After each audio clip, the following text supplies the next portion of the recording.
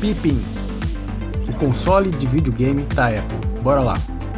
iBolt, um super iate de 78 metros de comprimento, visual clean, avaliado em 138 milhões de dólares. Seu idealizador foi o criador do iPhone em 2007. Depois, em 2008, criou o iPhone 3G, seguido do iPhone 3GS. Depois veio o iPhone 4, 4S, 5, 5 Charlie, 5S, 6, 6 Plus, 6S, SE, 7, 7 Plus, 8, X, XR, XS, XS Max, 11, 11 Pro, 11 Max, SE 2020, 12, 12 Pro, 12 Max, 13, 13 Mini, 13 Pro, 13 Pro Max, SE 2022, 14, 14 Plus, 14 Pro, 14 Pro Max. A Apple também foi responsável pela criação do tablet. Em São Francisco, no ano de 2007, apresentou pela primeira vez o MacBook Air. Era nada menos do que o notebook mais fino do mundo produzido até então. Anos antes, teria sido responsável pelo desenvolvimento de um dos objetos de desejo de quem trabalhava com design gráfico na década de 80, quando colocou no mercado a famosa linha de computadores Macintosh. Revolucionou a indústria quando em 1998 deu vida ao simpático iMac, que quebrava todos os paradigmas relacionados ao design de computadores vistos até então.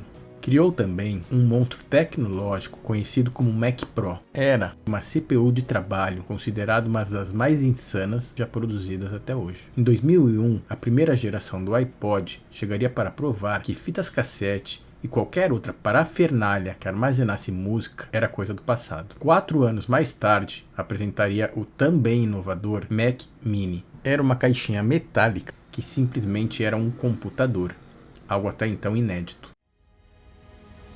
Já que é para revolucionar em tudo, por que também não criar um mega escritório corporativo em formato de anel, fincado no solo, tendo um tamanho maior do que o do Pentágono e ocupando uma área de 71 hectares na cidade de Cupertino, na Califórnia, Estados Unidos? A Apple, sendo a empresa mais cara do mundo, com um valor de mercado de 3 trilhões de dólares, vale mais do que o PIB inteiro do Brasil.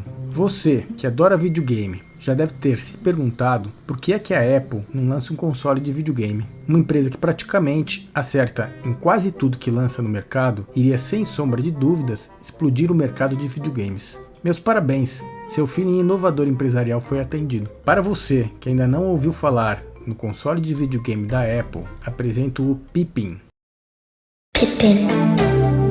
Retirado das profundezas dos anos 90, mais precisamente em 1995, de maneira silenciosa, tímido e escondidinho, entre todos os lançamentos da Apple, encontra-se um tijolinho branco, de design clean, digno da empresa da maçãzinha que antes era colorida e hoje não é mais. Sua história começou em 1995. Essa década foi marcada pelo início da popularização da internet, que até o começo dos anos 90 era uma novidade para muita gente. Os computadores pessoais começavam timidamente a ganhar espaço, uma vez que, por ser uma tecnologia relativamente nova, ainda custava muito caro e nem todos tinham condições de adquiri-los. Na cidade de Tóquio, no Japão, durante a Macworld Expo 95, as primeiras aparições desse projeto viriam ao público. Chamado inicialmente de Power Player, que depois teria seu codinome trocado por Pippin Power, sua apresentação foi feita através de um protótipo até então nunca visto. Mais tarde, novamente, seu nome seria trocado. Desta vez, o pimpolho da Apple passaria a atender definitivamente pelo nome de Pippin Atmark, ou Pippin para os mais íntimos. Mas o que era Pippin? Biologicamente, o Pippin é um tipo de maçã de tamanho pequeno. Seu nome foi escolhido pois, segundo a Apple, seria fácil para os consumidores associá-lo aos produtos da própria empresa, que já naquela época tinha uma maçã como logotipo. O Pippin nasceu de uma parceria entre uma empresa de brinquedos conhecida como Bandai e a empresa americana Apple. Apesar da sua especialidade ser voltada ao ramo de brinquedos, a Bandai já tinha demonstrado uma vocação por se aventurar no ramo dos consoles. Pouco tempo antes, já havia ingressado nesse mercado com um projeto de um console de quinta geração mais voltado para o público infantil, de nome Playdia, que havia sido lançado apenas no Japão. Futuramente, a Bandai também entraria no ramo de portáteis, com seu curioso console portátil de baixo custo conhecido como WonderSwan. A parceria entre a Apple e a japonesa Bandai se deu pelo fato de a empresa estadunidense, já naqueles tempos, dominar e deter boa parte da tecnologia de computadores, que ainda era parte de uma novidade e ganhava adeptos a cada ano. Com uma bagagem tecnológica que era melhorada a cada novo modelo de computador lançado desde o ano de 1975, a Apple já se aproximava dos anos 90, com quase 15 modelos diferentes lançados. Ficou muito famosa com a linha Macintosh, que era conhecido como sendo um computador que já naqueles tempos custava mais caro do que os computadores de PC normais e também era superior em termos de qualidade gráfica e velocidade de processamento. A empresa nipônica tentava ingressar na onda dos consoles de quinta geração e vislumbrava a ideia de oferecer um console com jogos exclusivos em CD-ROM.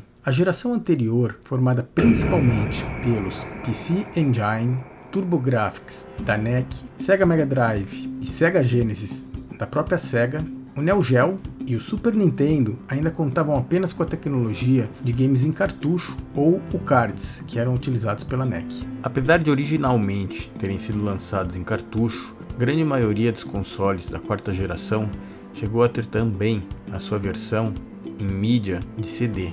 Todos foram lançados na década de 90. Apesar de naquela época outras plataformas estarem disponíveis para atender a Bandai, foi com a Apple que Makoto Yamashina se envolveu para colocar em prática uma parceria. O projeto seria de utilizar neste console toda a tecnologia já existente e utilizada nos computadores Macintosh Classic 2, que era um modelo de computador da Apple produzido entre os anos de 1991 e 1993. Seria impulsionado por um Motorola 68030 com 16 MHz e utilizaria um sistema de software Macintosh. Diferente do computador, a engenharia do Pippin não contaria com a utilização de um HD interno. Ficou acordado que a Bandai, a princípio, se responsabilizaria de fornecer a carcaça propriamente dita, console, e também a embalagem. A Apple entraria na empreitada, como já foi dito, fornecendo a tecnologia. Fazia parte das intenções iniciais da Apple durante a fase de projeto permitir que esse console trabalhasse no sistema aberto a desenvolvedores, diferentemente do utilizado por outros fabricantes de consoles que ofereciam gráficos ou processadores de som dedicados. Dessa maneira, a intenção da Apple era de diminuir a burocracia ou barreiras com a intenção de atrair desenvolvedores. À medida que novas gerações desse console fossem sendo criadas, acompanhando o desenvolvimento tecnológico do hardware, software de versões anteriores poderiam ser rodadas nessas novas versões. Inclusive, durante a fase de projeto, a Apple chegou a comentar, como exemplo de suas intenções, o que acontecia com consoles anteriores da Nintendo, onde jogos do console de terceira geração do NES não rodava no sucessor de quarta geração, que era o Super NES. Também era prometido que seus games não se limitariam por região. Um jogo lançado no Japão rodaria em um console, por exemplo, da América, fazendo com que os games se tornassem mais democráticos e aproveitáveis. No que diz respeito à arte e desenvolvimento de jogos, a empresa da maçã se comprometeria a não regulamentar os jogos produzidos por qualquer desenvolvedor de jogos. Toda e qualquer forma de regulamentação, caso existisse, viria apenas do governo e não da frutinha roliça. Tudo em nome da liberdade dos artistas. Apesar de não ser comum nos consoles de quinta geração o sistema de conectividade à internet ser nativo, por encorajamento e pressão dos consumidores, a Apple e a Bandai decidiram pular dentro dessa tecnologia, inserindo-a no tijolinho frutífero. Inicialmente, da mesma forma como outros fabricantes de console já vinham se arriscando a fazer, a ideia seria colocar um modem externo ao aparelho, mas essa ideia foi abandonada e a tecnologia aplicada acabou sendo de uma interface serial que incluía GeoPort. GeoPort nada mais era do que dados seriais que faziam com que o software emulasse um modem. Esta mudança implicou na necessidade de troca do Motorola 68030 pelo PowerPC 603 de 32 bits. Quem assistiu o vídeo do Dreamcast sabe quem é esse rapazinho, pois a gente já falou dele lá. O Pippin trabalhava com uma memória RAM de 6 MB expansível até 13 MB, ROM de 4 MB, Sua resolução era de 640 por 480 e podia entregar 16.777.816 cores. Sua capacidade sonora era de 16 bits. Quanto à saída de vídeo, opções era o que não faltava. Possuía S-Video, VGA, PAL ou NTSC e também composta. Ao observar na sua parte traseira, não precisava muito para que um leigo percebesse que ali dentro escondia-se um computadorzinho compactado. Buscando voar na frente do avião e sempre demonstrando estar à frente do seu tempo, não é tarde para dizer que a ideia de funcionamento deste console seria o de não apenas funcionar como um videogame de jogos, mas sim como um aparelho de tecnologia multimídia aberta, pois, como foi dito, vários desenvolvedores poderiam participar. Já em relação ao multimídia, teria a capacidade de fazer muitas atividades inéditas como parte integrante do ambiente audiovisual, estéreo e televisivo, que com o tempo assumiria muitas formas, como aparelho de telecomunicação doméstica, software de entretenimento, também faria funções de um pequeno computador doméstico. Aos olhos de quem está acostumado com PlayStation 4, PlayStation 5 ou mesmo Xbox da nova geração, seria normal entendermos que um console que roda games, toca música e permite aplicativos que façam vários tipos de atividade, sendo que isso é perfeitamente normal e esperado. Para os dias de hoje, sim, mas naquele tempo, o normal era consoles de videogame que apenas rodavam jogos. Consoles como Philips CDI, Samsung Nuon, na verdade, eram de certa forma desbravadores que iniciavam sua jornada em um mundo desconhecido. O Pippin fazia parte desse grupo de aventureiros. Depois de muitas reuniões, cervejinhas, apertos de mão e contratos assinados, era hora de botar o Pippin para funcionar.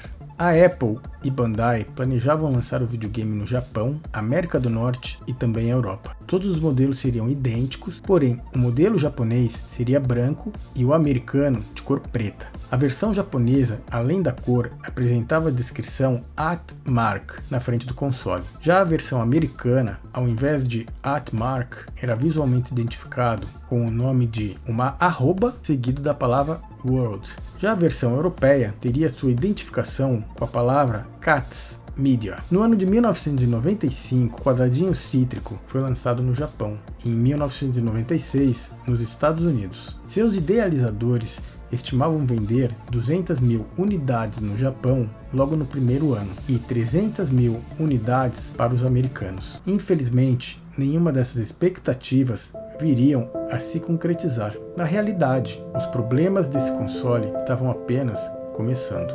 Quando este projeto foi iniciado, computadores pessoais custavam caro. A ideia de oferecer um console que custasse mais barato do que um PC e que fizesse atividades multimídia e também servisse como um pequeno computador, na teoria era de se considerar. Entretanto, o tempo não perdeu sua oportunidade de dar uma rasteira na dupla empreendedora. Atrasos no lançamento fizeram com que, no momento em que foi lançado, o fator preço já não fosse mais um atrativo a ser considerado. Os computadores pessoais haviam baixado de preço. Pois bem, a essa altura do campeonato, o computadorzinho disfarçado de videogame, que antes era barato, já não era mais. Para quebrar suas pernas, caso ele tivesse, seus concorrentes Sega Saturn e PlayStation da Sony custavam metade do preço pedido por ele. Teria sido lançado por 49.800 ienes no Japão e nos Estados Unidos incríveis $599.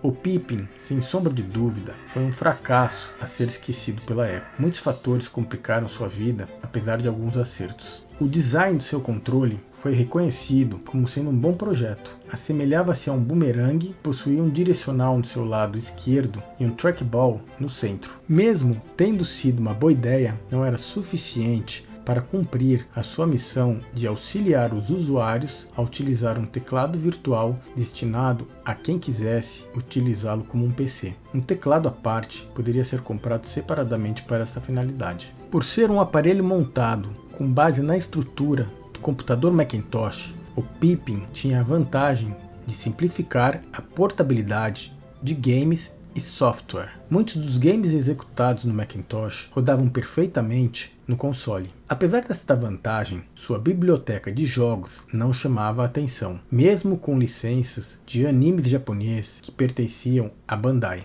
Personagens conhecidos do mundo geek pop, como Ultraman e Dragon Ball, proporcionaram socos e porradas geradas pelo console da Apple. Mas nada mais eram do que apenas duas andorinhas tentando fazer um verão que não se concretizaria. O famoso Power Rangers também foi chamado para ajudar, mas assim como seus amigos, fracassou terrivelmente frente ao Pipim. Curiosamente, mesmo com suas intenções de dar o máximo de liberdade aos desenvolvedores e mínima interferência regulamentar, muitos potenciais desenvolvedores de conteúdo para este sistema não demonstraram interesse, tendo eles se sentido pouco incentivados pela Apple e Bandai.